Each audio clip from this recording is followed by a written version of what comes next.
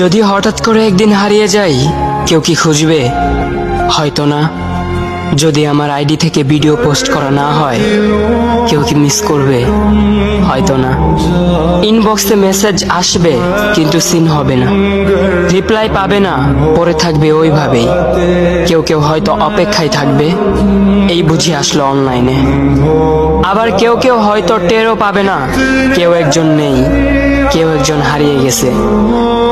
হঠাৎ একটা সময় কারোর হয়তো মনে পড়বে, কে জানি আর নেই।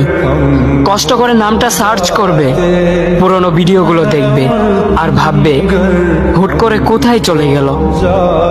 আবার কেউ কেউ হয়তো একদিন দুই দিন না পেয়ে ফ্রেন্ড লিস্ট থেকে আনফ্রেন্ড করে দেবে। যখন আমি থাকবো না, তখন আমার স্মৃতি কারোর মনে পড়বে, হয়তো পড়বে, আবার হয়তো পড়বে না। তবে হারাতে হবে, হারাতে হয়, হারিয়ে যাওয়াই নিয়ম।